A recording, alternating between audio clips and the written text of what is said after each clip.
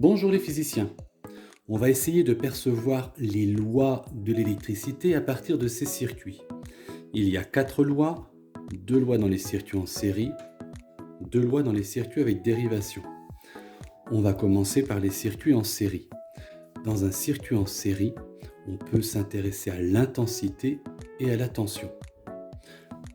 L'intensité du courant, on le voit, est la même en tout point. Les deux lampes ont le même fonctionnement, que ce soit celle-ci ou celle-là, et même si je les inverse, les lampes ont le même fonctionnement car elles reçoivent la même intensité. L'intensité du courant est la même en tout point du circuit. En revanche, la tension aux bornes de chacun de ces appareils n'est pas forcément la même. Ici, la tension aux bornes de cette ampoule est égale à la tension aux bornes de cette ampoule puisqu'elles sont identiques, et la somme des deux est égale à la tension aux bornes du générateur. Pour comprendre cette notion de tension, il faut se rappeler que la tension se mesure entre deux points, le rouge et le noir, par exemple. La tension entre le rouge et le noir est la tension aux bornes de la pile. Ici, cette lampe est bien reliée à la borne rouge, mais pas à la borne noire. On pourrait appeler ce point le point C. La tension de cette lampe est donc entre le rouge et le point C. La tension aux bornes de cette lampe est égale à la tension entre le point C et la borne noire. Donc on peut comprendre que la tension aux bornes de la pile entre le rouge et le noir est bien égale à la tension aux bornes de cette ampoule, entre le rouge et le point C, plus la tension entre le point C et le point noir. J'arrive bien entre les deux points rouge et noir, en passant par le point C. La tension aux bornes de la pile est bien égale à la tension aux bornes de cette lampe, plus aux bornes de cette lampe.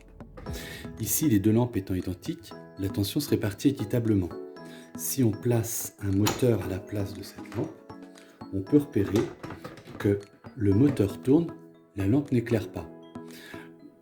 On a toujours la tension aux bornes du générateur qui se répartit entre les deux objets, mais ici de manière inéquitable. Si je m'intéresse maintenant au circuit avec dérivation, on peut voir que les 4 volts, la tension donc aux bornes de la pile entre le rouge et le noir, correspondent bien à la tension aux bornes de cette ampoule et à la tension aux bornes de cette ampoule. Cette fois-ci, la tension est la même dans les circuits avec dérivation. Dans un circuit avec dérivation, l'intensité du courant qui circule dans cette ampoule et l'intensité du courant qui circule dans cette ampoule se réunissent en ce point-ci.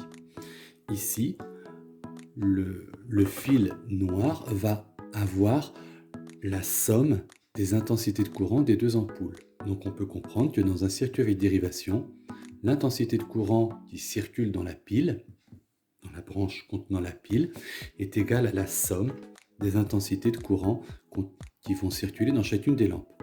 Ainsi, le courant que fournit la pile en ce point-là se divise en deux parties qui se réunissent dans le fil noir.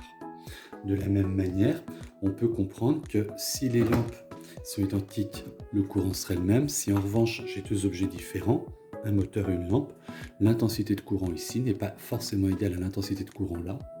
En revanche, la somme de cette intensité de courant plus celle-ci sera bien égale à ce que le générateur aura comme intensité de courant qu'il traverse.